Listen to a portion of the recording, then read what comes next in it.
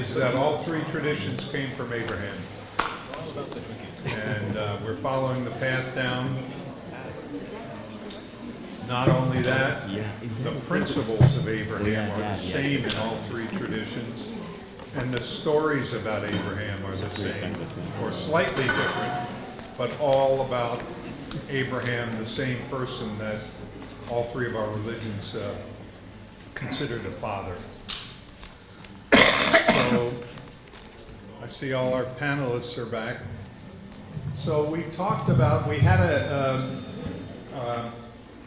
some charts showing the history from Abraham down to Muhammad and how we got there. I think, as Mati will tell us, there were still an enormous number of separate troops, separate groups of Arabs all over the area. And we're at 570 AD, Muhammad's born.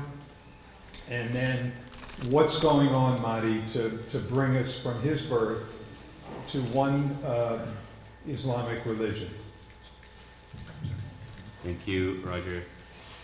So we're talking about now 6th century CE, and just prior to Islam, or prior to the birth of Prophet Muhammad, peace be upon him, we know there are a number of religions that already exist in the Arabian Peninsula.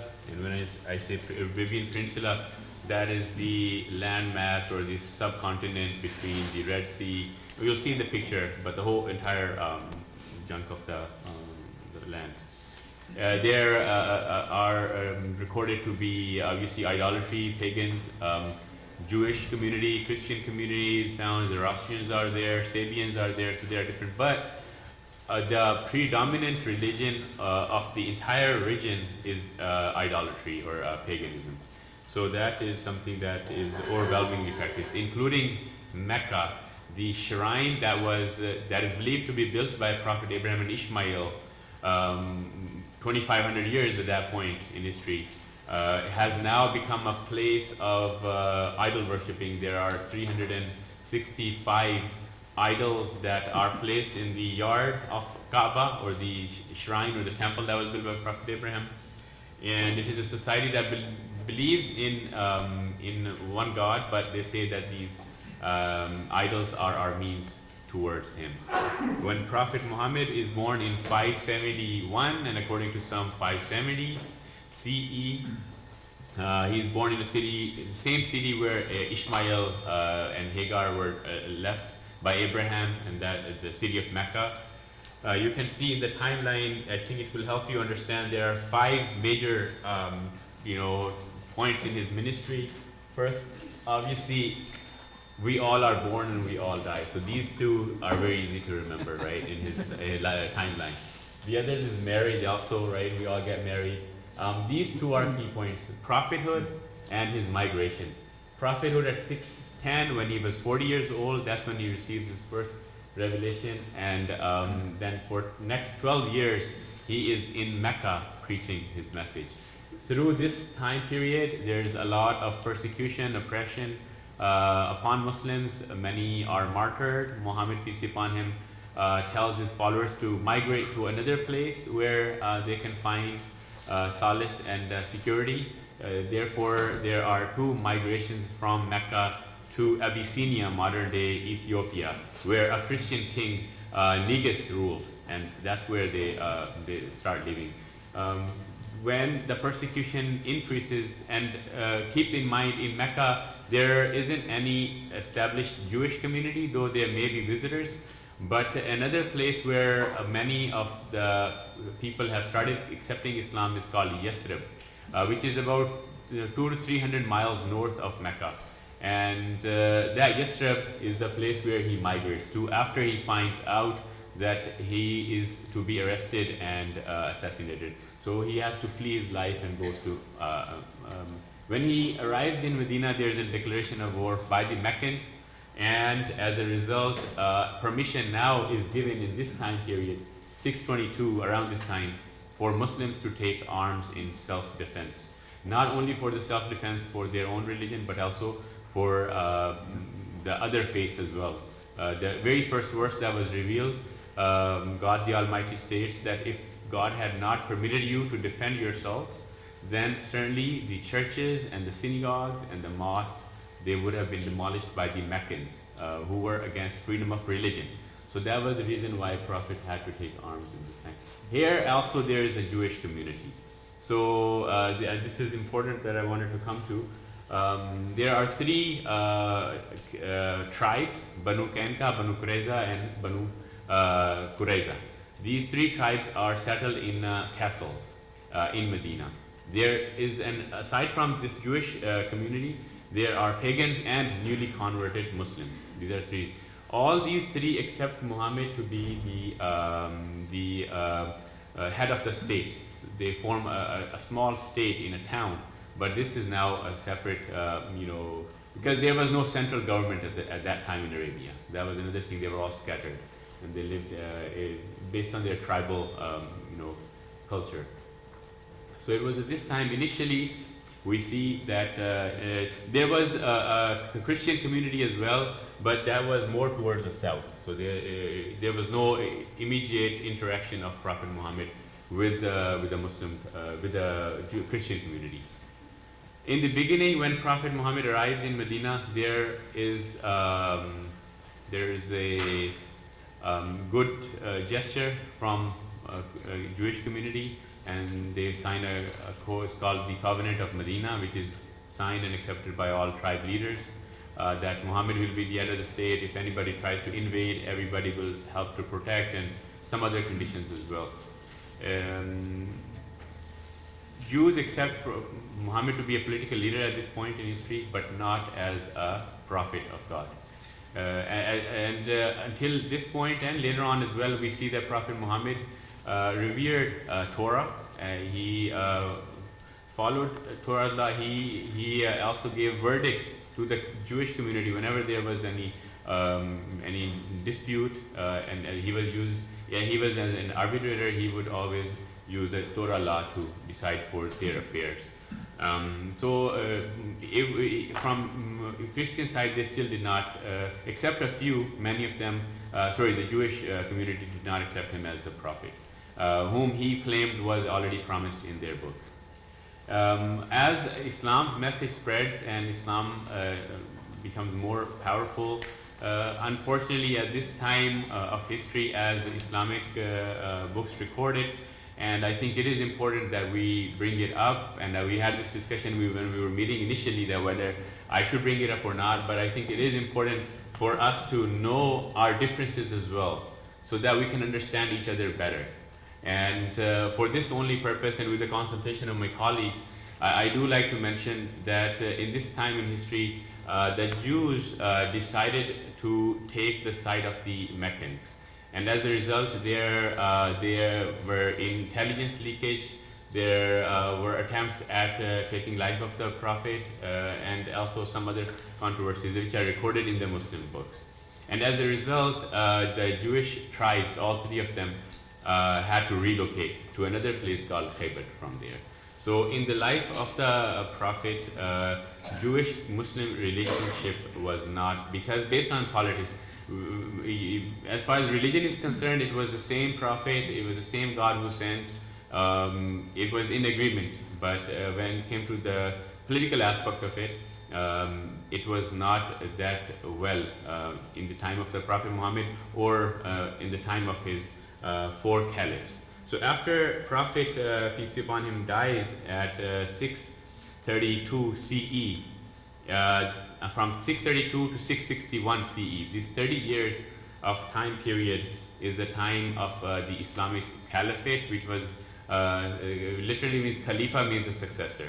So after Muhammad passed away, there were 4 successors that came after him, and within this 30 years, you can see, if you can pull up the map, Steve, you can see from this map how this was, most of Arabia was under Muslim rule in the time of the Prophet, as you can see here. This is in the 622 to 632, this part and this part of Arabia. And then within 30 years of the Islamic Caliphate, these are called the rightly guided caliphs in Islam, Hazrat Abu Bakr, Hazrat Umar, Hazrat Usman, Hazrat Ali. In their time, this was the territory that Muslims expanded their dominion to. Anything that they did, Muslims take that religiously as as part of their faith, and they defend their actions. And according to my belief, there is nothing that they did that was un-Islamic. But other empires that came after this, which was which we'll discuss I think later on, they they did some actions which we were not responsible. Muslims do not take credit or criticism for their actions. So this was the dominion by the end of the Islamic Caliphate, and I think that's pretty much it. During this time, Jerusalem was also conquered by Muslims by the second Caliph, and it remained in Muslim rule for 450 years until early 12th century, 1099 is when the Crusades, they took over Jerusalem from Muslims for about 80-90 years, until Salahuddin Ayyubi again came, and then he invaded it for the second time, and then it became Muslim rule until the Ottoman Empire, So I think that's pretty much it. So we can see, is this right, that we started with Ishmael in Jerusalem, and then he comes down to Mecca, and that's where most of the Islamic tradition both started and really formed into the Islamic religion. Yes. Roger, I would like to raise a question here for everybody, and then if interest exists, then maybe in the question session we can talk about why did Muslims have to expand? If it was a religion that were saying they had to do a defensive battle, then why did they have to expand so much? Why did they? Yeah. Briefly, it is because by the second part after the migration of Prophet Muhammad, Islam entered into a phase of political Islam as well. And as a result, politics was involved, meaning the state affairs. And historically, you can see empires had to expand, or another empire would come and take over. This is just how the history has been. Either you expand or you shrink. And clearly at that time this is the Sassanians, this is the Persian Empire, big empire here, and the big empire here, the Roman Empire, or Byzantine, or the Eastern Roman Empire. Now these two were already eyeing on Arabs because of their rising power. If they had to either expand, and they did it for various reasons. There was lack of resources, lack of territory, or just to secure their defenses. So that's why they were left with no choice. If they had not, then definitely they would have been overcome by either of the Persians or the Romans. Just like, unfortunately, how it has happened to other nations, including the Jewish community. But some of the important things to note is, first of all, when did Islam become a religion? 630? 610. 610 is when the angel Gabriel appears to prophet in the dream here. Thank you for putting it. Okay. Add here. So now we have literally, since the Romans adopted Christianity about 380, we got another 300 years to the birth of the Islamic religion, but it had been, so to speak, percolating with these Arab tribes. Why don't you go back to the graph? It had been percolating all around, and you said there weren't any political subdivisions, there weren't any states here. They were just groups of different people living in this whole area, and essentially what I'm seeing is that Islam and Muhammad's teachings brought everybody together. Before Islam, they all lived based on their tribal rule, and there was no central government. And it was a desert, and nobody even bothered going there. Before Islam, no nation has ever invaded Arabia because they were already scattered and they lived in a Bedouin lifestyle. You couldn't really conquer it unless you just conquered all these different tribes. Right, but then when they accepted the religion, that kind of brought them together. Then it became a spotlight. Yes. Interesting. Okay. Greg, what was going on in the Jewish tradition at this time?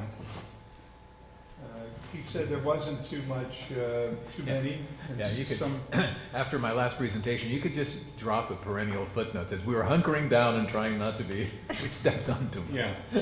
And you were kind of living there, sometimes persecuted, sometimes not, but just, again, living as the Yeah. minority community in this big Arab Muslim takeover of all the territories. Yeah, obviously, for a number of reasons, I can't speak for the Jewish community up in Yathrib at the time, but it must have been interesting to the Jews because there is some commonality. I think around 630 CE, probably your typical Jew and your nascent Muslim were thinking, these Christians, they seem to be getting a little bit too much into different personalities. Is this really what God wanted? But I could see that we were on the same wavelength, but again, being proud and having all of this institutional knowledge behind us already, we figured, what, another holy book? Forget about it. It's hard enough to memorize this stuff. Right? So there was more affinity between the Jews and the Muslims Yeah. than the Christians. And the Christian community was again in the Roman Empire, and it was moving in that direction. And one thing you wanted to point out, I think, in this period, Mike, about monasticism. The Christians had a number of interesting institutions for taking over. Monasticism was one of them because you had centers of education. And in some ways, the only way in those days you could get an education for your kid was to get them either in training to be a clergy person, a priest, or monasticism. So that the monasteries were major educational institutions all across the Roman world. But also, you have to realize that they were sending, every place that the Roman soldiers went, Catholic priests went with them. Mm-hmm. It was a major missionary effort, and getting we Christians to stop doing that has been really difficult. I'll give you a little tiny example. My church has a sister church down in the Philippines. And they came to our national meeting, and all of a sudden people began raising Cain. We can't do that. That's missionary work, and even the Protestants don't do that anymore. And so we had to set up a way for a little tiny church down in the Philippines to be relatively independent. It has really become, within Christendom, very, very difficult to pull off the kind of missionary effort that so characterized Christianity through the era that you're talking about. Well, we're at a place where missions still continue, huh? Yeah. So But not quite the way we not used to quite do the it. way, not with the military standing Yeah. behind them. So let's just get clear. This is what I'm seeing is you've got the three religions coming down. Now they're all formed. They're all in existence. And the Arab world is becoming Islamic, which is really a combination of religion and politics, which is partly military. And the same thing happening with the Christian religion, with the Roman Empire behind it, which had lost a lot of its military power, but now was controlling the world in large part through Christianity, and the Jews trying to hang on for dear life in various places. We might want to mention here that the Jews rather famously never try to convert anyone except in that one troublesome time during the Hasmonean Empire. But I did want to announce that anyone who wants to convert today, 10% off. Just saying. What a deal. Okay, well, that's interesting, isn't it? And we're going to see at the end where we end up with the three religions, how that has not worked in favor of the Jewish group. Okay, so now we're at 661 to 1492, which is the period before the Reformation of the Church and the Spanish Inquisition, and a lot of things happened. this is an 800-year period where we've kind of talked about it a lot already, about the expansion of Islam and Muslim-controlled territory. What was going on in the Christian church at this time? Ormati, did you have more to talk about in this? I do have, but they can go first. No, go ahead. Go ahead then. Go ahead. Yeah, go ahead. So we just finished discussing about how until the end of the Islamic Caliphate, by the time of 661 CE, most of all of Arabia, the Persian Empire was already over. It was taken over by Muslims, and then also Eastern Roman Empire, also the Byzantines, was mostly overtaken, but they still were present here in the Constantinople and Europe and the northern part. As you can see, this purple area is where the non-Muslim territory was. By now, we're talking about the Umayyad caliphs. This is about 90 years of caliphate, Umayyad. Umayyad, they were named after the family of the Quraysh, and I don't want to get into the why they took over. The founder was Muawiyah, Amir Muawiyah bin Abu Jahl. So he started off in here, and then they expanded the Islamic territory further. So as you can see in the green area, they added more territory to the Muslims. They went all the way to Kabul, Afghanistan on this side. And on this side, noteworthy is that they went all the way to within, their period of time by 750, they were already North African continent, and they also went into the Spain, Europe. So it was the Umayyads that went here. He was also, when they conquered this territory, the subjects or the conquered people were given the freedom to choose their own religion and practice it, yet they were expected to pay something called jizya, which was a special tax. Jews were given the first class status. In the Umayyad dynasty, there were some Jewish who were appointed to prominent roles, including a governor. There was a Jewish governor. They were into commerce, in business, in accounts. They were one of the capital ports. Governor was also a Jewish gentleman. And then they had a very flourishing relationship with the Jews. After this, we see at the end of 750, you see another family of the Arabs called the Abbasids. They overthrow the Umayyads by killing all of their family members, and one flee to Spain. So he goes, the one who survived. And then this area, Spain, remains under the Umayyads or his family, whereas all rest of the area is now under the Abbasids. Can you go to the next slide, something that looks like this? Yeah. So this is just another picture of the Umayyad. Just to recap, they moved their capital to Damascus, right? And because it was central location, they can monitor on the. And then if you can go to the next slide now. So no, there's one before. It's called. Either way, I think maybe this one. This is in Abbasid. They ruled for about 400 to 500 years. They moved their capital to Baghdad here, and they did not add to Islamic territory. So whatever you see this was it, except this part. Was under the Abbasids for a long time. Baghdad became the hub for learning and commerce. It was a city of over 500,000 people at that time. It became you could find museums, libraries, universities, and whole sort of research is going on at this point. All the translations of the Latin and the Greek philosophers have been translated into Arabic. This all happened here, and this is called the golden age of Islam, and these were the Abbasids. They also had this. They also saw Jews favorably, and they did not They also gave them responsibility, and they took them. Aside from that, there was a crusade. One more thing, Roger.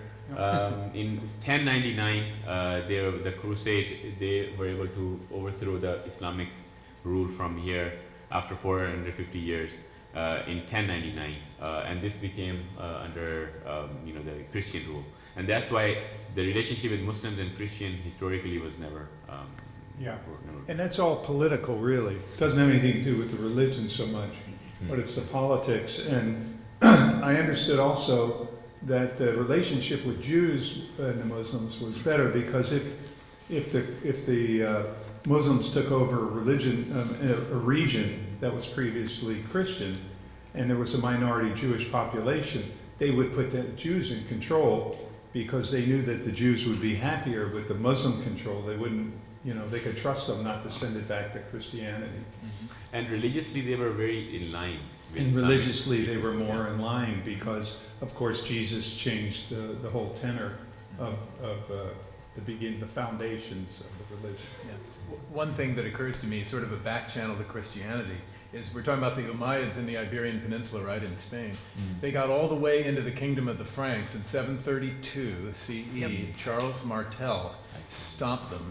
So that family liked to name their kids Charles. His grandson was Charles the Great, Charlemagne. He started the Holy Roman Empire. So that was all sort of precipitated by What year was that, Greg?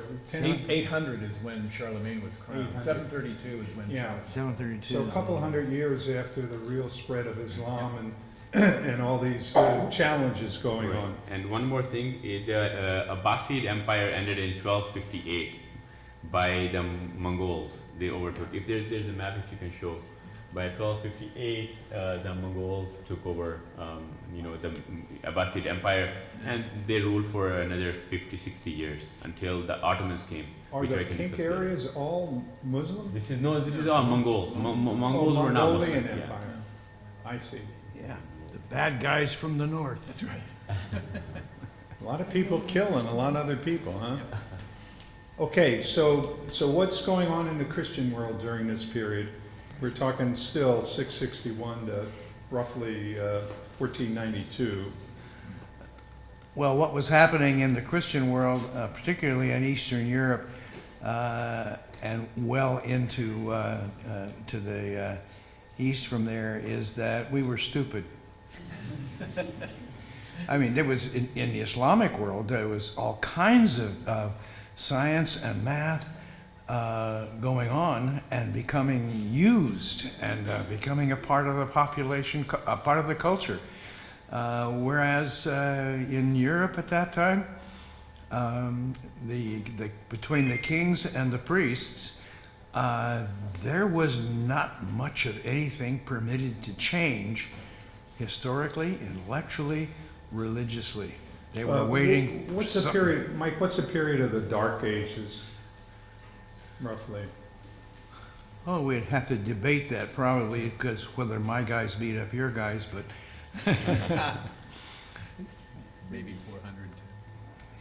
So before this period. it's down to 1492-ish. Yeah. So, and it's little bit of, Dark Ages. I wouldn't say they were totally dark. Dim. I like that. You did have the monastic tradition that's transcribing and keeping traditions alive. But I think the biggest point is this, you have all these feudal states that are run by religious hierarchies that are just clashing and fighting all the time through this era. But there were some lights. That had a night light on, I guess. Yeah, and the church from Rome began to split up, I guess, into different factions in around 1054 and. I mean, we always have the big image of the Orthodox, Orthodox, and the Roman Catholic are the two big central, but you always had smaller outcroppings too. Even before that, you had like Coptic Christians and all these other Christians that we can never all stay together as a family, right? We always have to disagree and start our own little club. Well, everybody has new ideas, and at some point they have followers, and it takes off in that direction. And again, we're emphasizing the similarities. Even though they took in different directions, they really still, the Christians are still focused on Jesus. They're still all a family, right? Yeah, and monotheism. but was also some interesting ferment going on between the two. In Spain, for example, even when they finally threw out the Jews, which was a blessing for Turkey, because they got some really top-notch people out of that. But it was also true that Islam was having some significant influence intellectually on Christendom at that time. In fact, one of my forebears, Michael Servetus, was originally down from Spain. And if it hadn't been for the Islamic education he got, he wouldn't have ended up in as much trouble with the Roman Catholic Church as he did. But there was all kinds of that kind of ferment where people were beginning to actually think for themselves, read the literature for themselves, and have access to lots of literature that had not been available to layfolk except in very narrow corners. Between the Muslims and the Jews, most of our intellectual history of this so-called Dark Ages, they're the ones that preserved it. If it hadn't been for them, we wouldn't have most of that. And before we really, we'll talk about that a little bit more and evolve a little bit, but what about something we all have heard about, but I'm not sure we know too much about the Crusades? What was that, what was going on? And that's particularly Christians and Muslims fighting over Jerusalem? A lot of Hollywood material, that's what was happening. If it gets fictionalized, go ahead. I have been told by my favorite teacher that almost everything that you think you know about the Crusades is Christian propaganda. We were getting along, there were Christian communities, Christian countries getting along with Islam, doing very well, thank you. One of the big groups involved in the Crusades was, believe it or not, Venice, who, along with some Muslims, were engaged down around Constantinople trying to get trade and resources. I mean, most of that stuff going on, yes, had to do with, the best argument you can make always when you want to take the soldiers and go do something somewhere else is to make a religious argument. We are, after all, defending the faith. Well, most of the time, the people who were doing that weren't defending the faith at all. They were after for ports and trade and money. And Mati, how do you see it from the Islamic point of view, the Crusades? I think it was obviously an effort to have political control over the territory, which is sacred to all three religions. And as you said, in 661, the Arabs did control Jerusalem and what used to be Israel and that whole area. So now the Christians are coming in trying to throw them out so that they can take Christian control, which Mike says in large part was financial control of that part of the world. Trade. Yeah. Okay. So now we move to a period where the Spanish Inquisition starts. And does that, somebody want to talk about what's going on? Greg, you want to talk about relations there with the Muslims and where we were? Yeah, well, of course, from my point of view, the Spanish Inquisition wasn't necessarily about us, but we sure got the boot anyway. So I remember I learned as a school kid, there was a little ditty, right, for history. It was like, in the year 1492, Columbus sailed the ocean blue. But what I am not telling you is that there also were no Jews. That's the part they left out. Yeah, we got booted out of Spain. Of course, Spain at that time in 1492 was the union, right, of Ferdinand and Isabella. So you Yeah. had Aragon and Castile. Aragon had half of Italy, too. So we got kicked out of Italy and Sicily, which was really a separate country back then. It was not a good time, Roger. It just wasn't a good time to be a Jew. Yeah. But I see what you're saying. But, yeah. Yeah. There's also, you know, you leave you leave a Jew alone long enough, and he starts reading his books again and starts making things up, you know. So there were times during these vast empires, couldn't be under the boot all the time. Sometimes they left us alone and just to, you know, mow our fields. So there was this secret practice that engendered an engagement with more spiritual and I would dare say even esoteric mysticism. Probably something we picked up from the Christians, frankly. But so we started getting into things like Kabbalah, which is getting around about that time. It's interesting. Every major religion has a mystic component to it, and it. Somehow it seems to me, and it's just my own feeling, but having studied a little bit of some of them, that mysticism seems to almost be a bridge. It's almost like our subconscious, and it's a human subconsciousness. The mystic orders, the mysticism, the scripture tied in with mysticism in Islam, in Christianity, and Judaism, they all seem to point toward the same thing, it seems to me. There's a lot of commonality there. Did you see something about that, Mike? Yeah, there is a lot of commonality. There's also some interesting features to it. And one of them is that it is not all of the time in the history of Christians or Muslims when people were encouraged to have firsthand religious experience. And every time the Muslims or the Christians have permitted human beings under them to have serious firsthand religious experience and pay attention to their own firsthand religious experience, it's caused a problem for the Christians and the Muslims, because institutionalists don't like people who can think for themselves. Yeah. So the mystical traditions were more individual and what was the Kabbalah was the Jewish, and in the Islam was the Sufi, and then Among others, yeah. What would you say in the Christian? How are they designated separately? They were smaller enclaves. So they were the Christian tradition in that time had a much better system for controlling people like that. There was in Rome a team that went into areas where some priest or Christian was teaching stuff that the church didn't like, and went in and took care of silencing them, removing them, or having them burnt.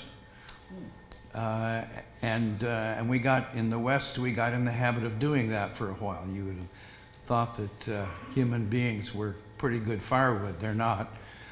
But we were doing an awful lot of that, and this is when it began. And of course, what it ultimately resulted in was the Reformation. Yes, and that brings us to the next phase. So we look back and we say there was this period where from like 7th century, where the Jews and the Christians and the Muslims were fighting for territory, expanding, and some of it was financial, some of it was religious, and the Jews were not doing too well in the Christian world, but they were learning a lot and collaborating with the Muslims in math, science, physics, and business, and a lot of other intellectual pursuits. And so now we get to the period where Christianity has been holding its people back, so to speak, and all of a sudden the Reformation and the Renaissance comes, and let's talk about that from a Christian viewpoint. I mean, just remembering that big tie between power and religion, and these people being burned at the stake, they're undermining that authority, and so conformity is the rule of the day in religion during this time. But you can only hold on to that for so long, especially in a big area like Europe. And it's fascinating to watch the power plays. I mean, with, Henry VIII and all these other people, where a lot of these religious schisms are connected to political power, and trying to take away power from the Holy Roman Empire or the Roman Catholic Church for themselves, because that church had dominant power over all these feudal states and nations. You probably know much more about this than I do.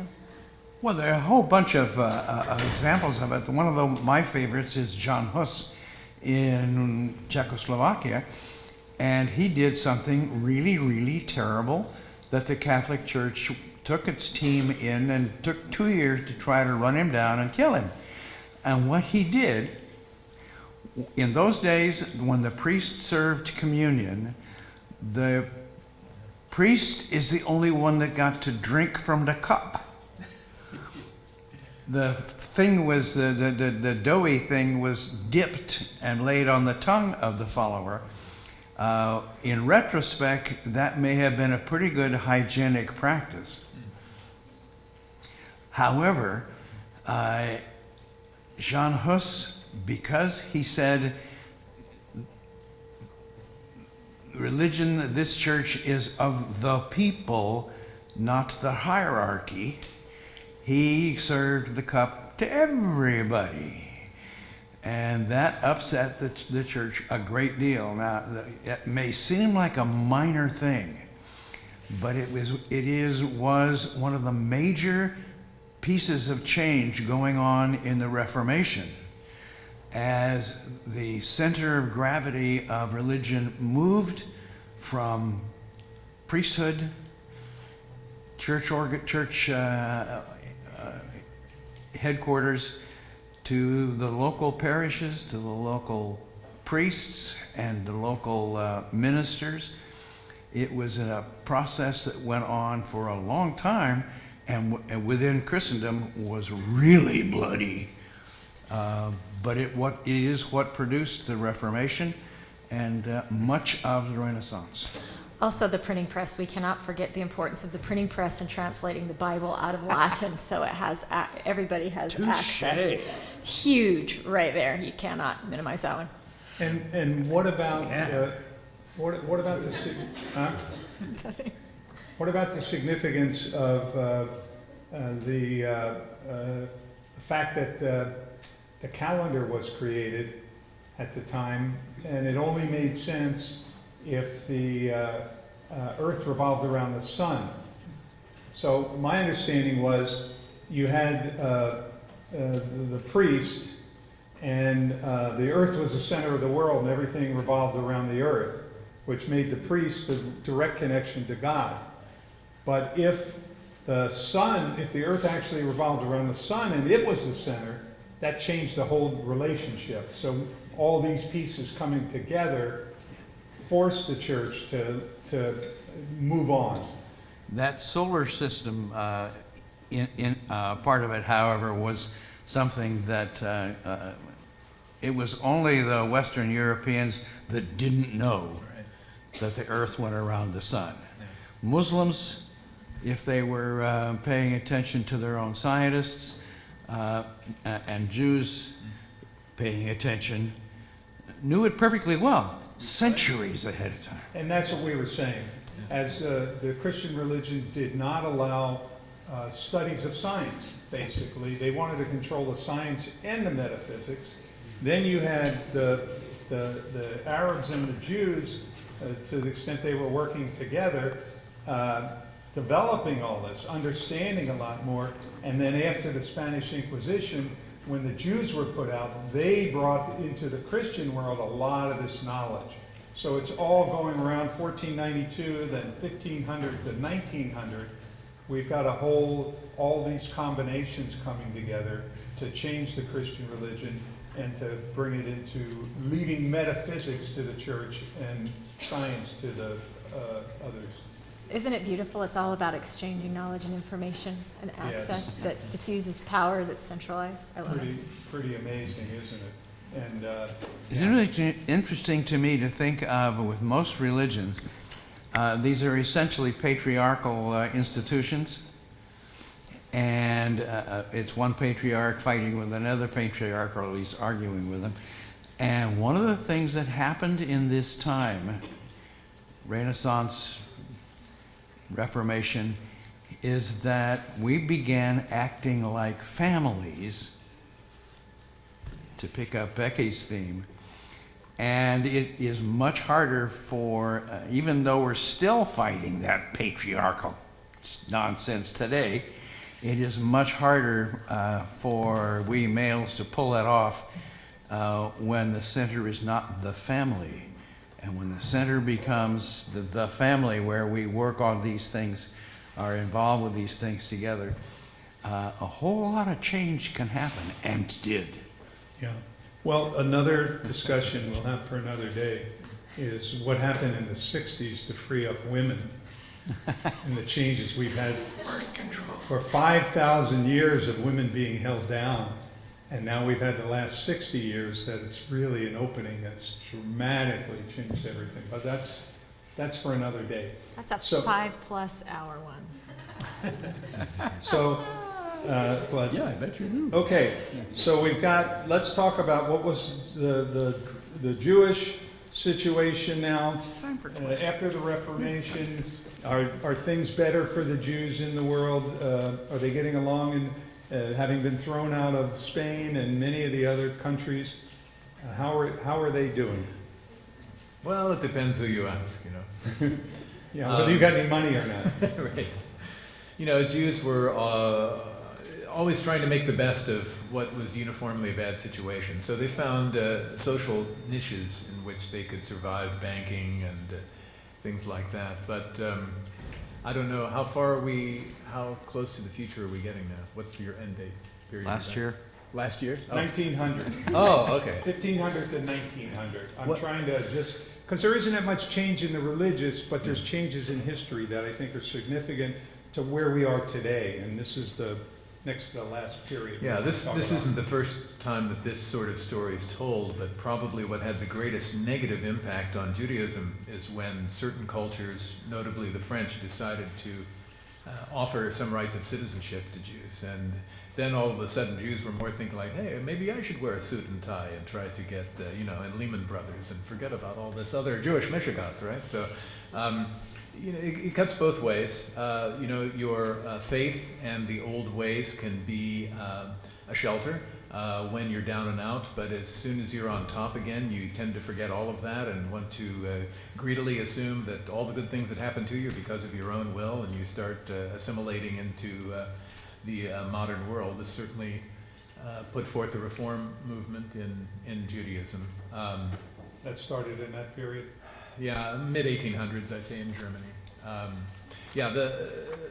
There was a social and intellectual movement in Germany, and I'm trying not to be too judgmental because I'm actually not as judgmental as I might even sound, but there's a way of reducing everything to some sort of rationalism. I mean, rationalism is a very, very strong and convenient way to look at the world because it's always going to be internally consistent. That's really what rationalism is. So there's no way to really argue against it. The question is that enough for you, right? If you're trying to get along with everyone, I think rationalism is probably the coin of the realm. But then you lose something else in your spiritual and perhaps moral foundation. But there are many arguments on both sides of that. But generally, Jews, being somewhat accepted, started assimilating, basically. So instead of staying in their own communities, they began to assimilate during this period. Yeah. And we've got a lot of famous Rothschilds Yeah. and Israeli. And because you couldn't own land in places, you took on these jobs of merchant and banker that the religious groups didn't want to do. Mm-hmm. And then, Mati, there was a big change in the Islamic world with the Ottoman Empire coming in. And what does that look like, and what kind of time periods are we talking about? Yes, thank you, Roger. So, as we discussed, in 1258 is when the Abbasid Empire, the Caliphate, was overthrown by the Mongols. And then in a few years later, in 1299, is from the Anatolia, from the Turkey, there's another empire that is born, named after its founder, Osman, the Ottoman Empire. And this Ottoman Empire gradually, over about 150 to 200 years, overcome the Mongols and take back the territory. If you can put up the map, if you can, it's this one here, Steve. Yeah, so here you can see over time how their acquisition of the territory for the Ottomans started off from here, and then gradually they kind of kept on expanding. They are also credited or are known for overthrowing the Eastern Roman Empire, the Byzantines, and also taking over the Constantinople, which was the capital of the Roman Empire. And this was, I think, around 1450. And they named it Istanbul, which in Turkish means City of Islam, which is Istanbul today. They were generally favorable to other faiths, especially to Jews and Christians. Their empire were known for that. They also, their fiqh or their religious decree that they accepted was of Hanifiya, which is the Imam Hanifa, which is one of the school of thoughts of Islam. But aside from that, they were overthrown in 1922, and that's when the Turkey became the republic. I see. Yeah. So we're getting a little past this, but this is the history. The Ottoman Empire lasted for what, 300-400 years? For more than that, it's actually the longest and the largest Muslim empire. Okay. It was a and sultanate. they covered all this territory, and then in 1922, it was overthrown. By the British, would you say? By the Allied forces. The World War One. In World War One, the Arabs actually helped the Allied forces to overthrow the Ottoman Empire with the promise that they will be given their land. And it's political things, but generally you're right. And here I just want to point out, you see here the Arabian Peninsula. They also ruled Mecca, Medina, so at their height. Also all the way on this side to North Africa, right? And then mostly towards the north. So they expanded more towards the north as compared to the Abbasids and the Umayyads. That's what they're. Yeah. Okay, thanks. So we see the changes are mostly during this period in terms of political and geographic, and still the religions haven't changed. They're changing a lot. And opening up, particularly the Christian religion. How many different sects of Islam would you say during that period? There are many Islamic sects, but generally, to help you understand, there's Sunni and Shiite. There are two main big branches. Now, in Sunni, which is 85 to 90% of Muslim population, you see that there are four major branches of Sunni. Hanafi, Maliki, Shafi'i, and Hanbali. And depending on which four branches, which one you follow, it really tells all about your sect and what you believe in. For example, Hanbali, Imam, they are all named after the Imams or the the scholars. Hanbali was after Imam Ahmad bin Hanbal. His interpretation was more strict, rigid. Saudi Arabia adopted it, and as you can see, they are more conservative in their teaching. So it reflects a lot. So under these four schools of thoughts, all the denomination or sects are. There are as many as 73 sects, or even more. But that's generally, there's a hadith of Prophet Muhammad that there will be 73 sects in the latter days, and he said there in the hadith says that the Jewish community, or the Bani Israel, had 72 sects, but my Ummah would have 73, and out of them, there will be one that will be on the right path, but the rest of the 72, he said, maybe, would be deviated from the original teaching. So. It's pretty specific. Mike? When I was in college, back in the 1950s, I looked 1950s. I looked up how many Baptist churches there were in the United States. There were 50. Different kind of sects of Baptists. Uh-huh. What we have seen in Christendom is this incredible chopping up into smaller and smaller pieces. So let's move ourselves into the present era, which I'm calling 1900 to today, 2023, and think about in your own mind how you see the three different religions. I know in different places of the world it's different, but let's get a sense of where the Christians are, where the Jews are, where the Muslims are, and how, without getting into the political problems that we're having, let's just talk generally about it. What percentage of the world now is Christian, and what do you see going on in the Christian world in the last 125 years? So 2.6 billion estimated Christians globally. That's those who identify, not necessarily How many? practicing. 2.6 billion. Out of 8 billion people. It's estimated that there are at least 45,000 different sects of Christianity. Wow. Huge. I wish we could simplify down to what it was at 76. But, you know, even those who are here who are Latter-day Saints, we have dozens and dozens of split-offs just within our own faith. That's a lot of diversity of understanding and thought and theology. And with Christianity, too, we have a shift from being a very Eurocentric faith throughout, you know, the last millennia. It was mostly Europe, to now it's growing in Africa and Asia, and Europe is shrinking. Its hold, I think it used to be, you know, 80 to 90% of Christians were in Europe, and now it's only 30-ish%. So there's definitely a demographic shift. I agree. Oh, okay. Just thank you. I spent a lot of time in China, and I see a growing Christian population there. And also a move away from the larger centralized organizations like the Catholic Church to a lot of smaller things. And I think it's just this general societal trend away from, there's a lot of distrust in large authority groups. You know, we get this all over the place with government. And so looking at smaller organizations and ones that are fused with indigenous faith, they're fascinating as well. And we actually saw that in practice today in a Latter-day Saint university, seeing a Hawaiian prayer and practice that's kind of Christianity, you know, connecting with ancient religious faiths. To me, it's all going back to this connection to God that we all have, and we're all just trying to find our way home.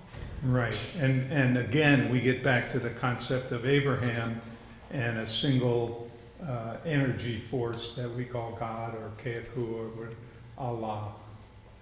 And that's even more pervasive, I think, as people get out of religions too. But even in these 45,000 Christian religions, that's still a predominant theme. Okay, what about where we are in the Muslim world? There are about 1.8 billion Muslims, which is roughly around a quarter of our world population, in 46 or 45 countries with Muslim majority population. Most of them are able to adapt over time with the new challenges that they are, but some of them are still hanging on to the conservative or mostly cultural teachings or background. There generally are, the Muslim sentiments are both.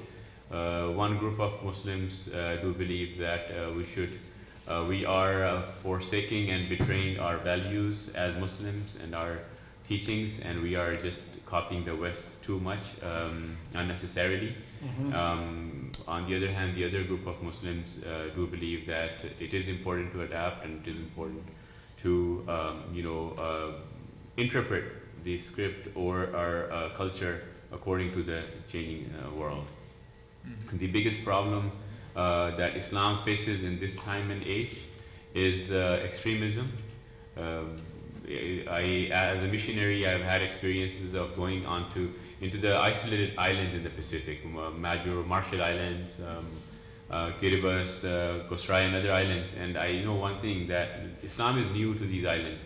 But I know that, like, if you ask anybody, in their mind, Islam has become synonym to terrorism, unfortunately, right? And it's not their mistake. It's just how they have seen it in the news, in the media, in the world events, and whatnot. So the biggest challenge Islam, I think, in this time and age faces is extremism. And of course, our community, Ahmadiyya Muslim community, we condemn it, and we believe that this is something that is geopolitical conflict, which has been turned, and Islam is being used to recruit, people in their agenda, whatever they have. But this is a challenge I think we face in this time and age. Yes, I think definitely we all see this as an issue for Islam, and it has been highly publicized in some very difficult situations. So it's something to work with, and something good to hear you say what you're saying. Of the 1.8 billion, are there 500,000 or 100,000 or how many people? You mean people who are believe in the extremists? extremist version Yeah. of Islam? They're very small in number, and looking at the big group, 1.8 billion, it is they're pointed out, they're called out, right? So I think it would not even make maybe a 0.1% of a total. If 1.8 billion people were really terrorists, none of us would be sitting here today. Yeah. I have a prediction to make, Okay? and I would love to be around long enough to see whether my prediction comes true. But from the Muslims that I have met over the last 50 years, it looks to me like Islam is due for something like the Reformation that occurred within Christendom. But one of the big differences is there's no Big Daddy to rebel against. We Christians had the advantage of the Catholic Church as a symbol to rebel against. And Islam doesn't have that, which means that the dynamic is going to be different.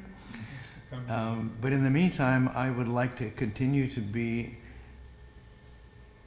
the neighbor with my Jewish and Muslim and even LDS friends. Good. Roger, if I can add quickly that, Reverend Mike, you spoke about Reformation. I belong to Ahmadiyya Muslim community, and we believe that Islam really doesn't need to reform if we stick on to the original teaching, the actual teachings that were brought by Prophet Muhammad. Over time, it has, you're saying there are footnotes and then footnotes to footnotes. It has been interpreted over time for so many times that it has. Have you an idea how movement. parallel that is to the kinds of things that the reformers were saying? Mike, But We quit being Roman Catholic, we gazillion different groups of people, because they weren't doing it right. They abandoned the original plan. Mike, there's a book that I'm going to recommend to you. It's written by a Korean guy named Il-Chi Lee. It's called I'm Planning to Live to 120. Well, golly, you gotta. Yeah, you got it. To Okay. see how all these stories come out. So, Greg, let's talk briefly about what you see as the current Jewish situation in the world, and of course the Holocaust took place, and then we'll turn it over to Rebekah to give us a summary. Well, there's certainly undercurrents from the other two that strike me as very parallel to Judaism. There are only 14 million of us. 0.2% of the world population, thank you very much. But again, this is the pathway of faith always in the real world. There's always going to be a polity who thinks that you need to go down the Orthodox line and change nothing because, for instance, the Orthodox Jews point out Moses received all of the Torah on Mount Sinai. How can you repeal any of it? It's all the Word of God, right? That's why they still walk around dressed as they did in 16th century Lithuania. On the other hand, you have the Reform Jews who are saying that, Jewish law, the food laws, that was really just sort of an interesting folk way. That's not really a rule. And so there's this fight for identity of who is a Jew and who isn't. And whereas in America, I think the Reform Jews, at least until recently, were in the overwhelming majority. The Orthodox are having so many children. I think they're creeping up on the Reform. And of course, I'm in the sect that is perennially the smallest. I'm the conservative. I'm trying to, go between the two extremes. I'm trying to keep Jewish law alive, but accord to something that makes sense in the real world. So I think we're all having the same struggles, honestly. Yeah, and again, a lot of politics going on, of course, that we all know about, and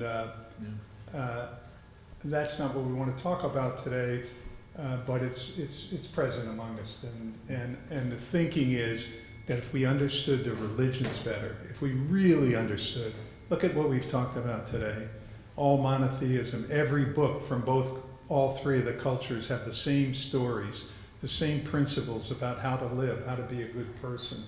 And our goal is to be supportive of that instead of, and everybody in this room can share in that. And again, as I said at the beginning, in Hawaii, this is a place for us to really perhaps make some real movement in terms of bringing people together in peace and for goodwill. Rebekah, would you like to please tie us all together here for a couple hours? Oh, and we're gonna have questions after this. We're gonna have questions. That's when the fun begins. And we have questions if you don't have questions. Okay, just right. I hadn't planned on saying this, but in our Latter-day Saint scripture, the Book of Mormon, there's a passage that says that God speaks to people according to their culture, language, and understanding. And I think looking at all of these histories is an illustration of God speaking to people according to their culture, language, and understanding. And as our cultures, languages, and understandings change, so, does God's word to us. I have a map here. I'm a history teacher. I love maps. We get really excited about maps. Now, with maps, we draw lines. The rise of nationalism, or the nation state, happens in the early 20th century, where we draw borders. I mean, before we had empires and such, but borders were fluid. These are strong borders, and when you're in that border, that is your identity. You're in that I don't even know how to say all the colors, they're bright, but okay, the green one, United States, you are an American, that is now your identity. And we live within these borders, but that is such a poor way at looking at this family of God. Now go to the next map. More maps, we like maps? Okay, so then we look at languages. Do languages adhere to borders? And this is even a simplification, because even within this map, you're going to have variations, are you not? Even within the English-speaking world, one of my transformative moments was as a high school student trying to speak English with somebody from Louisiana and having no idea what they were saying and realizing this isn't English, but it is. So even these maps aren't illustrative of the complexity of humanity and how we communicate. Next map. I'm illustrating something here. So then we go to ethnic groups. Again, we don't have borders, and even with that, you can't draw lines, because within that, you're going to have variations all over the place. So when we go back to that first map with the nation states and lines, I think as humans, we're very keen to like lines. Lines are clear, they're black and white, they're easy to see and understand, but they are so limiting to our way of seeing the world and understanding each other. And I think it is a beautiful thing when we can take down our walls, step outside of our lines and our boundaries, and understand everyone as a child of God. I have some quotes. I'm going to pull my card as a historian of Latter-day Saint history from Elder B.H. Roberts, who was an early leader within the Latter-day Saint Church in the late 19th century. I love this. He says, God raises up wise men, I'll throw in and women, and prophets here and there among all the children of men, of all their own tongue and nationality, speaking to them through means that they can comprehend. All the great teachers are servants of God among all nations and in all ages. They are inspired men and women, appointed to instruct God's children according to the conditions in the midst of which he finds them. I think that's beautiful, right? Sometimes we get in our boundaries of our faith and our prophets and God speaking to us and forget God has a lot of kids, and it's a bad parent who says, I only like that group. I don't really care about everybody else. Okay, let's go to, I have some quotes to share too. All right, so not just going to do Latter-day Saint thinkers. This is my water bottle. Religious leader from India. We live in our oneness heart. We feel the essence of all religions, which is the love of God, forgiveness, compassion, tolerance, brotherhood, and the feeling of oneness are the signs of true religion. One of the beautiful things I love about Latter-day Saint theology is the concept of Zion. And Zion is defined as being of one heart and one mind. It's not a location, it's a unity of people. And Zion isn't restricted to members of a faith. It is all of God's children coming to a oneness of heart and mind. Zion is something I testify, I believe in with all my heart. I think it's a beautiful thing. Then we're going to go to more, sorry. Yeah, right. Another Latter-day Saint scripture here. Okay. And I think, I love this one too. But behold, that which is of God inviteth and enticeth to do good continually. Wherefore, everything which inviteth and enticeth to do good and to love God and serve him is inspired of God. As I've met with these men, and as I've traveled the world and engaged with other faith communities throughout the globe, I look for things that invite, entice to do good. They're all over the place. They're in all people. And this is the key to peace on earth, is looking for these good things, embracing them, loving them. And we're so keen to not do that. We're so keen to draw our lines and create our boundaries. So, yes, I believe there's a lot of God in the world among us. And how you define God, that can be different, right? That can be unique. But I think it comes down to the same essence of family, love, unity, forgiveness, right? I think we all can agree that those are good things. Those are good things. Okay. Last quote. I'm not going to use my full 5 minutes because I think I want to go to Q&A. I think I want you guys to engage with us. And this is from our founding prophet, Joseph Smith. Sorry, I am pulling the LDS card pretty hard and heavy today. While one portion of the human race is judging and condemning the other without mercy, the great parent of the universe looks upon the whole human family with a fatherly care and a paternal regard. He views them as his offspring, and without any of those contracted feelings that influence the children of men.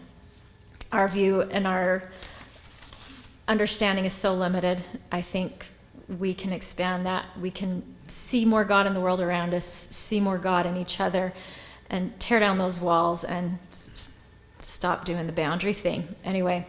That could have been an Abrahamic quote. Oh, he said Abraham could have said that. He maybe did. We don't know, right? So I thank you for being here. Thank you for letting me have the last word as the woman. And yes, let's. How do you want to do this? Okay. I'm not going to let you have the last word. Oh, great. You're an attorney, of course. I'm an attorney, and I love to hear myself talk. And Can I pull that card too? I'm attorney too. I'm sorry. Greg's an attorney too. So we're getting I just want to say one thing about that hit me some years ago as I was looking at these different religions. And one of the things that's clear is that God is omnipresent in every, we can't explain God, but we can know some characteristics. If God is omnipresent, then it must be in every cell of our body. God must be in every cell of our body. And so we're totally connected to each other. And I go from there to say we're in perhaps a huge transition that maybe we don't even understand. But in just 60 years ago, women were freed up from 5,000 years. Black people were freed up from 600 years of oppression since they were started as slaves in 1491 or something like that out of Africa. And we're past that. We're not entirely through it, but we're so far beyond. When I was in college, my sister was 3 years older than me, was still going to get her MRS degree, is the way people talked. You know what that is? Nobody even knows what MRS is. That's Mrs. So a woman went to college to get married. Tell that to the Vice President of the United States. So we look at the huge changes, but there's more to come. And this knowledge that we've gained today, this learning, all the things that Becca has read to us are just so beautiful. And again, I want to say that it's up to us and we have the potential in this room to really do some good moving forward. So a lot of questions that have come up during the talk. I want to open the floor to questions, please. Somebody be brave. Yes, Carl? There's a mic right there. Don't speak loud enough. No. My name is Carl Hobo. I'm born and raised here. I'm Hawaiian. Now, one way we express ourselves is to include others. Even when you walk by, we will include and invite. Now, it really boils down to Judaism and Ishmael, the blessings in which they come from. Will there be a day when everyone will set aside all these bickering over whose birthright it is? Now, we as a religion also side with the blessings which God would impart. Right? Not to say that anything about Ishmael's has its blessings. Isaac has its blessings. And we fall underneath the Abrahamic covenant, in which we believe. I understand that Ishmael is blessed. Now, how do we set aside these conflicts in order to perpetuate our love for God? Right? You love God. You know the God of Moses is the God of our God. And you know the God of Moses is the God of your God. How do we set aside our differences? We talk to each other. Because this war between this birthright sometimes seems ridiculous, but like Esau gave it up, we understand the importance of it, right? It is important. And if you give it up, then you gave it up. But if it is yours to claim, it's still up to God who he blesses and which line of authority it goes. Now, all these are the most crucial questions in which we are trying to differentiate and understand the will of God, not ours. So, I'm asking the real question here. How do we set aside our differences in order to submit to God's will? Because we as Hawaiians always are submitted to the great white God, right? We are submitted. We, society, life, is submitted to the great white God. Really? And find it. In our religion, yes, we do stand alone on some things, on issues that are pertinent to what we believe. And we believe certain things, but we want to include. And that is the way is to include everybody. Find our boundaries of where we can cement our belief, right? Cement it. And show love one to another. Without, because that's our first and foremost rule. Love God, love one another. Everything else is underneath God. So that's You just answered. I want you guys to really understand that and where my heart lies. And That's why we're everyone here. else is afraid to ask it. You just answered your own question. No, not that. But still, I mean, we have this fighting, this bickering, these things that are struggle task because no, I'm right, no. And we try to force some things on top of people, even with the women, right? The women are sometimes suppressed for their belief of how they think or what they think. Now that to me is crossing lines, but that's personal. I don't want to impose my will over what I think on others. Carl, let me suggest this. There's two things we're talking about. This program today is designed to show each other that we came from the same lineage. To be fighting over Ishmael versus Isaac 3,800 years ago, 4,000 years ago, makes no sense, particularly when you understand that the principles of our three major religions and all the subdivisions they're under say we're all connected to this God. He's in our body. He's part of us. We can do that. What we have trouble with is who's in control. Where's the power? So I think it's up to us to separate that. This is what we have to do. This is what Greg meant when he said you answered your own question. We have to look to God and say, I don't care what the other people say. I don't care what's going on. I know in Matiullah Joyia's heart, he loves God as much as I do, and he wants us to be at peace. He wants us to be good people. And I know there are people in this country, in every country, who want power, who want more money, who want more control. And how do we, the people, move through that? And when we looked at all Becky's charts, we can see that somehow we like to set things apart and say, I control this, I control that. But what we need to do, what all of us in this room need to do, is go beyond that. I'm an American, but I am a human being under God. That's what I am, and I'm going to treat everybody the way Hawaiians wanted to treat people. So I don't think we can do it if we don't separate the control and the money from what's in our heart. And if we have a society that lives from that place, now we have something. And so we can't change the elected system we have, but we can get together periodically and we can talk and we can explain to each other where we're coming from and what we truly believe in. And we can do that in Hawaii, which has created a platform for us to be the spiritual harmony capital of the world. And so from here, I'd like us all to take, what can we do next? Where do we go? How do we broaden this? There's, as I mentioned in the beginning, at least 10, 12 groups, including this university and this intercultural department, who are dedicated to that. Still a small percentage, but enough to really make a difference if we collaborate and move forward. And if that's really what you want, then join us.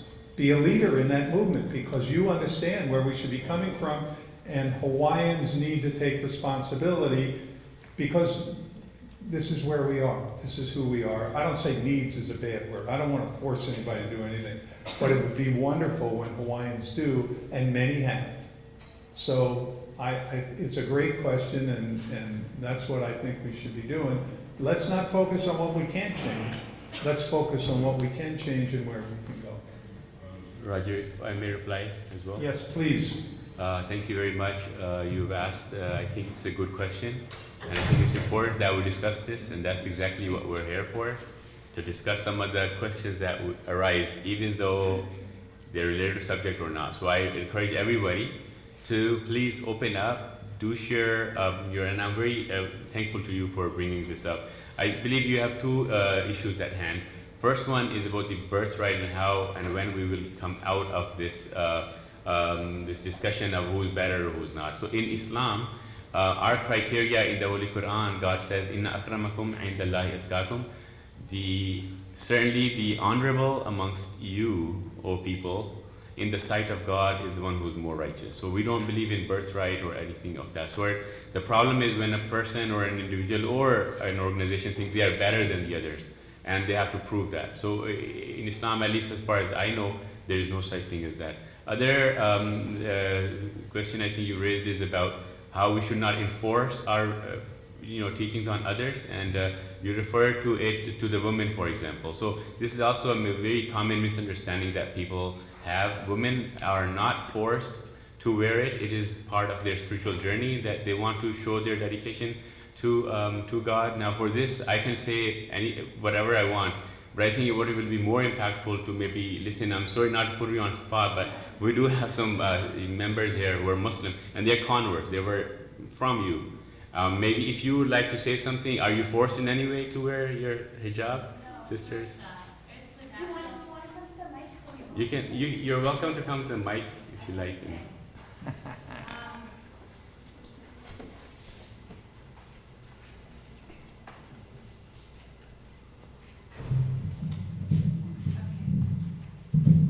So I think for the veiling of the being, I think that the natural evolution that comes with nearing oneself to their creator, I think that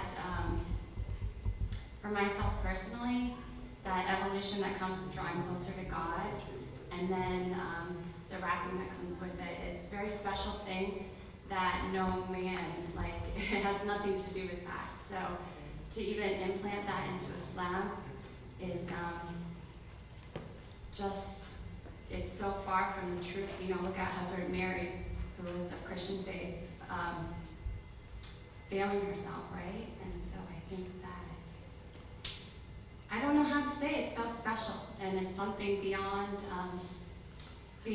there's no force in it, there's no obligation, like, it would be like how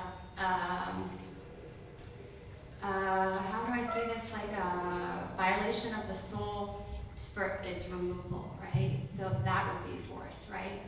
So being told to remove the veil, that would be like so against the nature of moving closer to God, in my opinion. So, and that's me. Thank you. I just returned from the East Coast where there's a Jewish community where everybody wears a hat, long payas. They have the tallis, he said, under their clothes. You can see the fringes coming out. I think when it's done in that way, of course, it's perfect. We got to remember, Mati, they're not having the same situation in Iran. It's a very high-profile situation where if you don't even wear it right, apparently, you can be killed. So that's an issue. But it's good to know that that's not what the mainstream Muslims believe. My only point is that at the time of Prophet, peace be upon him, it was not enforced. It is not in the Quran that it should be enforced. It is a personal choice that a person. When it comes to following, there are all sort of people believing all sort of stuff, you know. So thank you for giving the opportunity. Yes, thank you, thank you. Okay, next question. Yes, you want to come up to the mic, please? Go ahead, little boy first.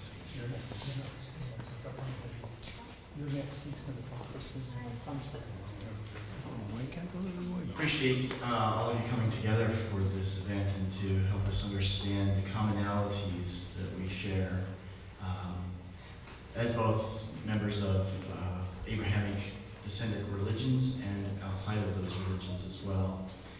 The commonalities are certainly an important part of what we've talked about. The differences, right, are still there and do divide us, and you've mentioned a number of those: desire for power and control, politics, borders, and things like that.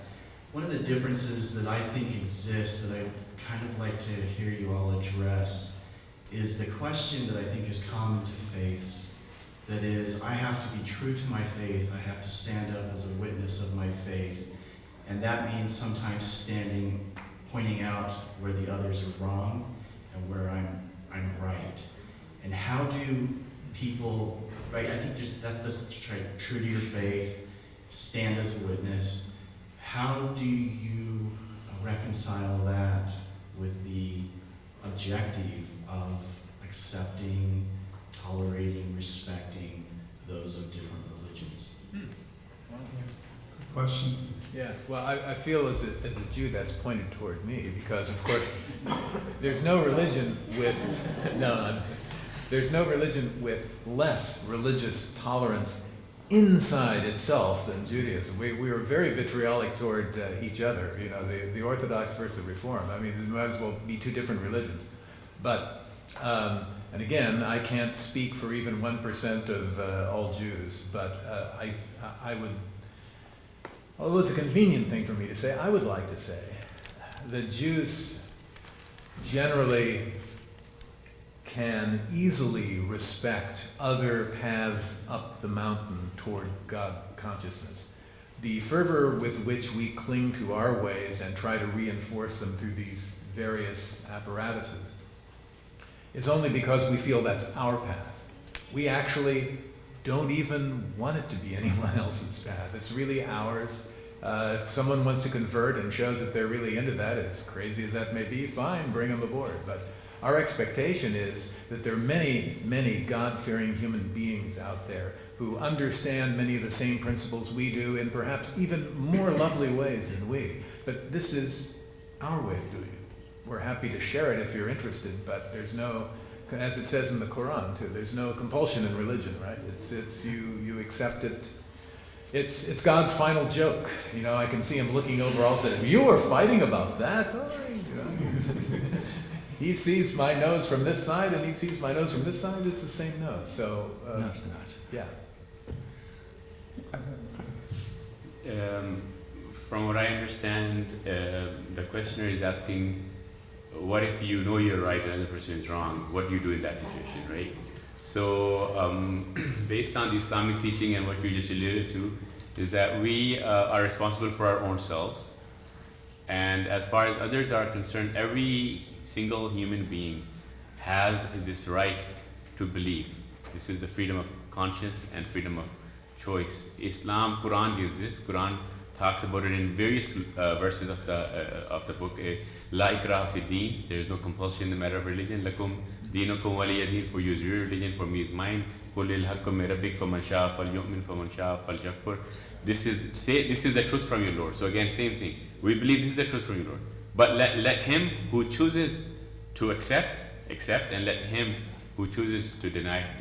So this is the way I would look at it. That it is up to that person, and he has that right to choose whatever he wants. Roger, Yeah. we attribute one heck of a great deal of power to words. When somebody attacks my religion, they have not done anything to me. They haven't damaged my religion. All they have done is make a fool of themselves. Why am I complaining? Let me try this too. First of all, I think we have to acknowledge that as much faith as we have, as much belief as we have, we really don't know how we got here, what we're doing here, or where we're going. And humans have tried to explain that forever. And it's wonderful. And we've had some tremendous prophets, we could call them, who have come to earth. In these three religions, we can talk about Moses, Jesus, or Abraham, Jesus, and Muhammad. And so they have given us a lot of insight into what's going on. And number one, we believe it. Certain people, you can believe it in your heart, but you really cannot say for sure. No one can say for sure what the world is about. I respect what you say. That's your belief system. I may want to try to change you or not. But the main thing is your belief system and my belief system as a faith can coexist at any time. And the fact that we have differences doesn't mean that maybe you're right. Maybe I'm wrong. But I know what I believe. I know what's come to me from God and what I've learned. And so that's one way to say that's how we respect each other, because we're all searching for the truth. And we got to admit that we really don't know the answer 1,000%. Secondly, I like this metaphor of there's a mountain.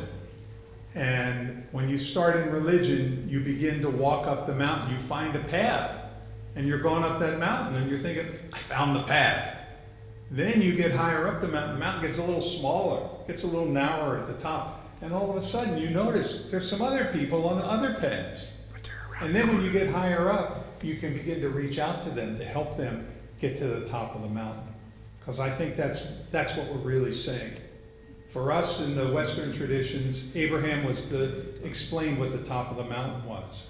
And we've all taken different paths, maybe 45,000 and 73, and I don't know how many Jewish paths, but that's what I'm saying. And so we begin to say, let's help each other along the path. So we recognize we're all trying to find the same answer. We believe we're right, but we got to give possibility to credit to the possibility that somebody else's path gets there a little fast, is right and ours is wrong. I don't know. I don't know when we get to the top, but does that help any? I hope we don't get to it. It'll be dead. No, I hear you, but I want to know if we answered the question in a helpful way. I think you're getting there. Thank you. Thank you. Personally, I don't think there's anything wrong with having a deep faith personally. it's what I hold, what I believe, what's genuine and sincere to me. But at the end of the day, everybody has to make up their own mind. They have to come to their own belief system. And I can stand as a witness for the things I believe, but that doesn't mean that there's any sort of coercion or force that should be a part of that. And for all of the religions, as I understand them, at the heart of it, is this love and acceptance, and let God make a decision.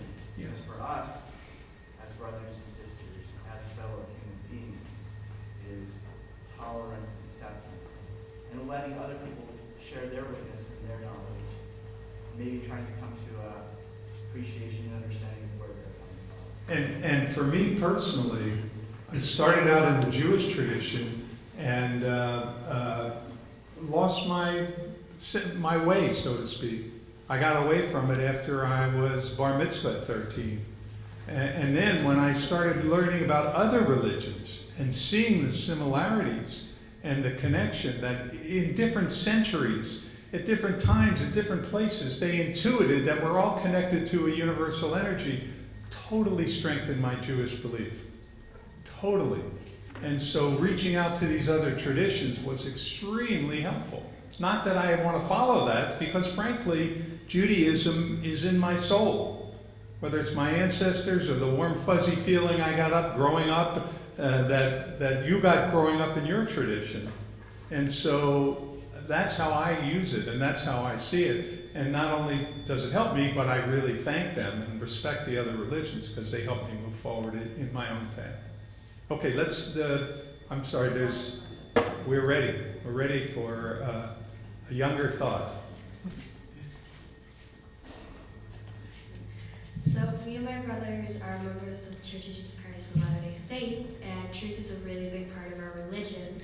And I don't know much about you guys' religion, which is why I'm here.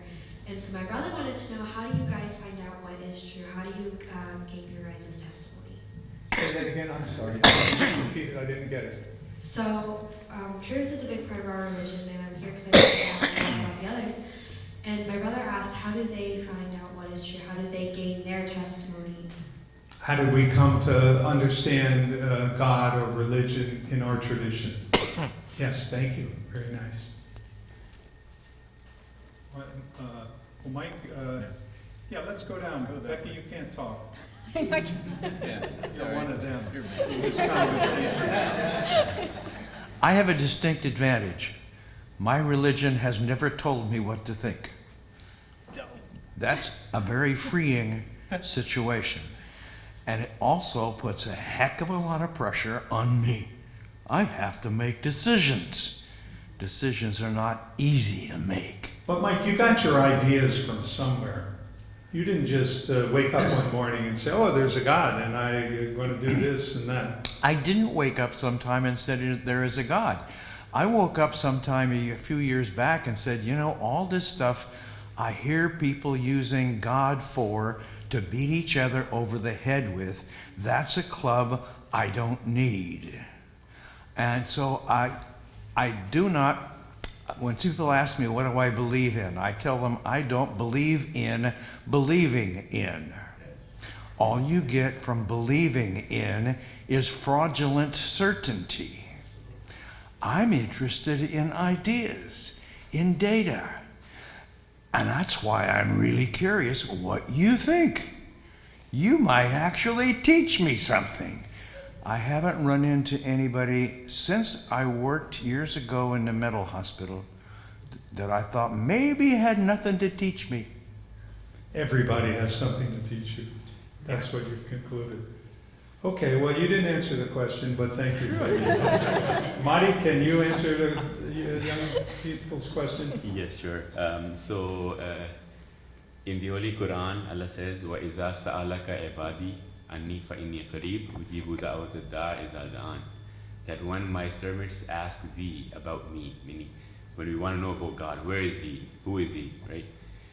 Tell them I am near. I answer the call of the supplicant when he prays to me. So I think it is the personal experiences that we all have that strengthen our faith in Him and make us who we are. So personally, I think that is what I have witnessed many times, that how prayers are accepted, how miraculously things happen according to how I had prayed for, out of nowhere. So I can narrate so many examples, and every Muslim, and I'm sure every other faith person has that, of any other religion also have that experience, and that's, I think. Madi, let me direct the question a little better. What I understand he's saying is, I'm from the Church of Latter-day Saints. I have books and teachers who have taught me this religion. This is, where does your religion come from? The Quran, something else, the Hadith. What is the basis? So the source, that's the intent of the, you want to know the sources? He wants to know where your religion comes from. You may have heard the word Quran a few times. This is the original source for Muslims. It is a compilation of verbal revelations that Prophet Muhammad received from God through Angel Gabriel over the period of 23 years. They were compiled as they were written down, and then at the end of after his demise, that became the book of we know the Quran. It is remained unchanged and unchallenged since the beginning until now by for Muslims and for like anybody. All of even the critics have agreed to the fact that it has remained unchanged, and it is the pure raw revelation, raw material that Allah spoke to humans, and that's where we find our inspiration from. So in the Christian religion, you start out with the Old Testament, and then the teachings of Jesus in the New Testament. Okay, in the Muslim tradition, you start out with the Quran, which is the learnings that Muhammad had during his life. And in that book, it tells you about the history of religion, about how the world started, the same kind of similar teachings to the Old Testament. Does not have the New Testament in it, and it has other revelations and things that Muhammad learned during his life. So that's the foundation, the beginning of his religion, and how he moves on from there. Yes, Greg? Yeah, well, like a true Jew that you are, Roger, I think you've interpreted the question too. So, but maybe to try to do both. Clearly, truth for a Jew starts with this document, but that doesn't really tell you anything because we have endless arguments about what this means. So we're always searching for the truth. I've heard every question today. Not as being hard questions even. They're really spiritually motivated statements that we all need to grapple with, and this one is just as profound as the other statements that were made. The word for truth in Hebrew is emet, and arguably that has, if you know anyone named Emmet, by the way, there's probably a name for that Hebrew word. But etymologically, that could come from the same root that means I believe. So in sort of a cheap way, truth is whatever you believe, right? But we do equate God with truth, which in common modern parlance might not even make sense, since truth is a value judgment, and we don't think of God as a value judgment. But what we're trying to get at is that this is a way toward the truth. Whether you get there or not depends a lot on a lot of other factors. But this is our root document, and then the rabbis, through the millennia, have given us many dissertations and explanations and exegetical commentaries on what it means. But it's not a finished process, it's ongoing. That's the essence of the Torah, that is always changing with the time. So the Jewish religion starts with the Old Testament. That's part of the Christian faith. And the LDS goes from the Old Testament, New Testament, and the Book of Mormon, and then other interpretations that come from that. And the Islamic religion starts with the Quran. And so we all have these different bases. But the whole point of today's discussion was that all three of those religions merged at the top with the doctrine of we're all connected to God, and the way to live a good life is to be of service with other people. Kind of, that we've been talking about today. Hi, Jen. Oh, Jen, I'm sorry. We got one and then one behind you. He was first? But I promised her I'd only have 2 more questions. I was going to give you one. I don't need to ask. Okay, Jan, and then come, Jan, and then the lady in the back. Jan, by the way, yeah, here, go. We had hoped he might be a participant in the discussions, but I wasn't as a panelist. I just wanted to add something to Roger said that Islam starts with the Holy Book of Quran. However, the Quran itself refers to Moses and Jesus and so forth. So there's a lot of conversations about Moses and Jesus in the Quran itself. Overlapping. Which is really amazing. Jan, it's really amazing when we think of this terrorism, and the idea behind the terrorism is that Muhammad was the sealed prophet and nothing else happened. But Muhammad said there were 124,000 prophets before me who basically had the same message. If you look at Islam from that point of view, it's the most ecumenical interfaith religion that we know of. More accepting. Yet it's come somehow through the extremists to have almost an opposite meaning. But Jen, before you were here, we did discuss that quite a bit. My mother always said that, when I was growing up as a child, we were an Islamic country, Bangladesh, which is 85–90% Muslims. So she always says, we had Hindu families next to our house. We had Christians also in the town and so forth. So Islam means peace. The word itself means peace. So if anything deviates any Muslim from the core message of peace itself, I think is a deviation of Islam itself. Well, maybe again, this is a phase we're going through with these extremists, and it will move on. Yes. So thanks, Jen. We got one more question over there. Just 1 second. Do we know why? Yeah. Do we know why this is Hi. So I was going to respond to the truth. I think sometimes when you're seeking truth, you don't know, especially as a child, because you're taught so many things and you accept them because you have to or whatever. So for me as a Roman Catholic, so truth was it settled in my heart, right? So I did the research. You read the Quran. I read the entire Bible, both Old Testament and New, and I settled on the Quran. So I found truth in that, and it settled in my heart. So you make your own search, and then you choose one, like everybody here. And Islam teaches the same thing: love for all, hatred for none. That you just, the cores of all religions came from God, which was love and family and unity and helping your neighbor. Therefore, there's nothing to argue. It's all that we're from, one soul. And the Quran says we were created from one soul. So we love each other like family. So we're really one soul. So we're all related and we love each other like family. So the point is that I think that media and everybody else, or a lot of people, try to attack religion, whatever religion you are, and make us fight each other because I have this and you have that. But it's not about that. When we look at our human values of love and family and giving, then we see, okay, we have to plug our ears and just, be foot soldiers on the ground for each other and for God, that we are all, created by the same God. All our religions came from the same God. And stop listening to the din and just, do our own work as, soul soldiers. Very nice. Thank you very much.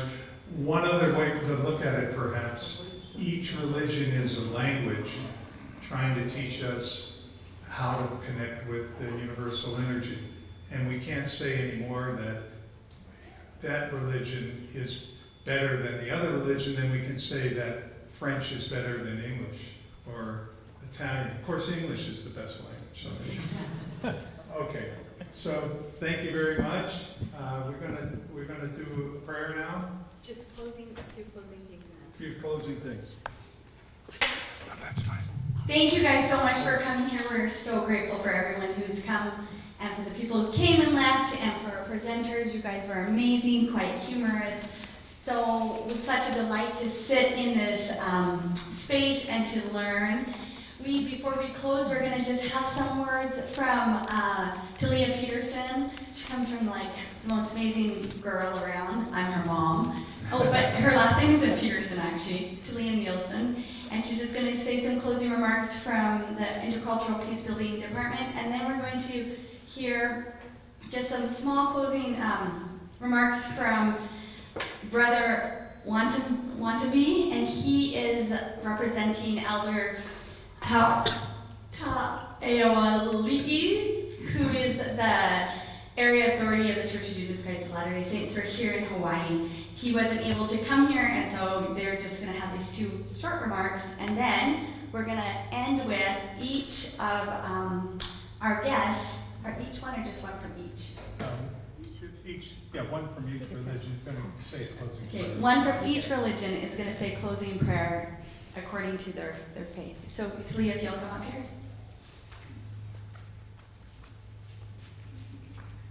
Alrighty, just on behalf of everyone at the Intercultural Peace Building Program, I just wanted to say thank you so much for coming out here today. This is a project that we've been working on for many different months, and to be able to hear the thoughts and the questions and the discussion from everyone was really, really rewarding and really filled me with a lot of gratitude for the courage that we all have to come into this space. I just hope that you guys are aware of the many different people that have come together and the feelings in this room as you have spoken your thoughts and your heart and your feelings towards each other. I do also want to give a big thank you to my mom for putting this together. This is her senior capstone project. She flies back to Canada tomorrow.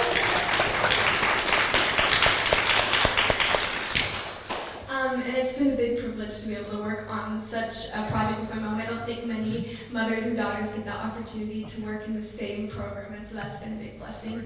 And the last thing, just to close off, I want to close off with one of my favorite scriptures from the Old Testament, as we call it. And it's in Ecclesiastes, and it's chapter 3. And it's talking about the times and the seasons of everything in the world. And it says, "To everything there is a season, and a time to every purpose under the heaven. A time to be born, and a time to die. A time to plant, and a time to pluck up that which is planted." And we're going to skip down a little bit. It says, "A time to get and a time to lose. A time to keep and a time to cast away. A time to rend and a time to sow. A time to love and a time to hate. A time of war and a time of peace. He hath made everything beautiful in his time." And it's just my wish that as we go forward from here today, that this may be our time of peace. That this may be our time of love as we come together. And as we remember the thoughts, any different thoughts or experiences that we've learned today from these beautiful religions and this courage that the presenters have had, that this may be our time for peace and our time for change moving forward. Thank you. Amen.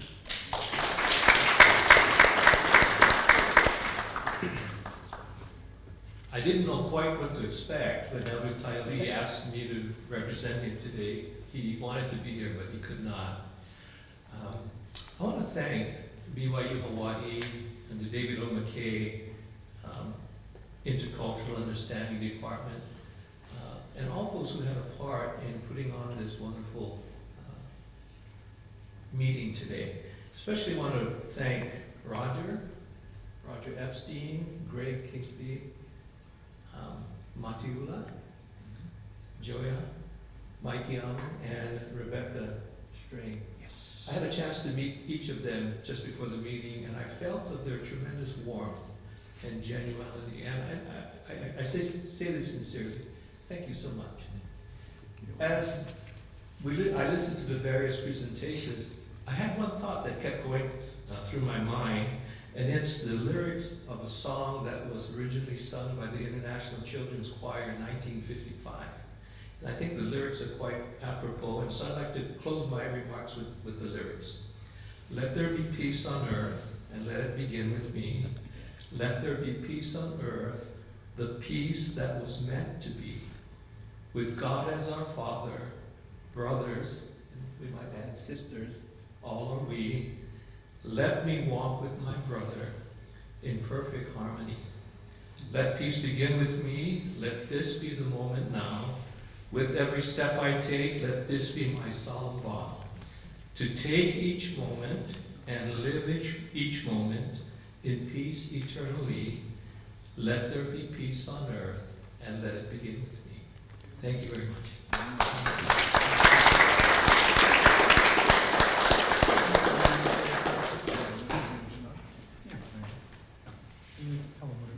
Yeah. Okay. I'm going to chant something we have to do 3 times a day, the Shema. It's yes. our testimony of belief in one God. Shema Yisrael, Adonai Eloheinu, Adonai Echad, ve'ahavta et Adonai Elohecha, b'kol לבבך ובכל נפשך ובכל מאודיך, והיו הדברים האלה אשר אנוכי מצווך היום על לבביך, ושיננתם לבניך ודיברת בם בשבתך בביתך ולכתך בדרך ובשוקך ובקומך, וקשרתם לאות על ידיך והיו לטוטפות בין עיניך, וכתבתם על מזוזות ביתך ובשעריך.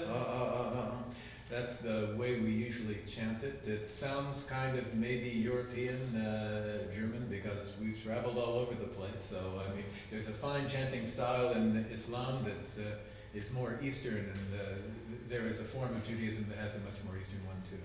But that's the way, the Ashkenazic way of doing it. So basically it says, "Hear, O Israel, the Lord our God, the Lord is one, and you will love the Lord your God with all your heart, with all your soul, and all your might, and put these things into your heart, and teach them well to your children, and put them on your fence posts and before your head." An allusion to these things that we wear when we're praying. So anyway, it's just a testament of reminding us 3 times daily that God is one. Thank you.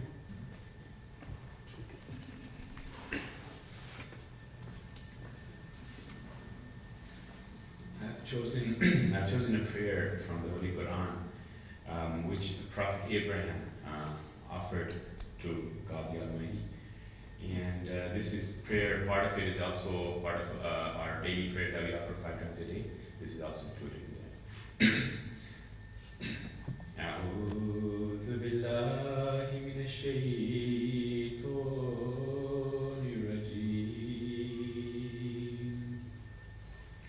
بسم الله الرحمن الرحيم. الحمد لله الذي وهب لي على الكبر إسماعيل وإسحاق إن ربي لسميع الدعاء رب اجعلني مقيم الصلاة ومن ذريتي ربنا تقبل دعاء ربنا اغفر لي ولوالدي وللمؤمنين يوم يقوم الحساب. The translation of this verse is, I seek refuge in God from Satan the accursed. In the name of God, the gracious, the merciful. This Prophet Abraham, peace be upon him, says, all praise belongs to God, who has given me, despite my old age, Ishmael and Isaac. Surely my Lord is a hearer of prayer. My Lord, make me observe prayer, and my children too. Our Lord, bestow thy grace on me and accept my prayer. Our Lord, grant forgiveness to me and to my parents and to the believers on the day where the reckoning will take place. Thank you very much. Thank you, Mati. You're not going free? Okay. Christians are fighting amongst themselves. Civil.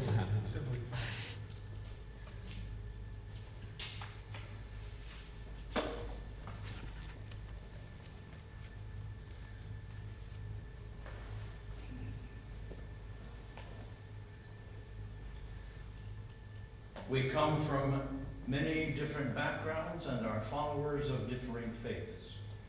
We speak of those matters which are of deep importance to us in differing ways. We would learn to listen behind the differences for the shared human experiences to which they give voice. We would cherish and value the diversity that enriches and enlarges the common life we share together. we would invite into our awareness the presence in our midst of the best and highest that we know, called by many names and no name, approached in the languages of our many faiths. We are always in the presence of the Most High. Amen. So, nothing left to say but mahalo nui loa. And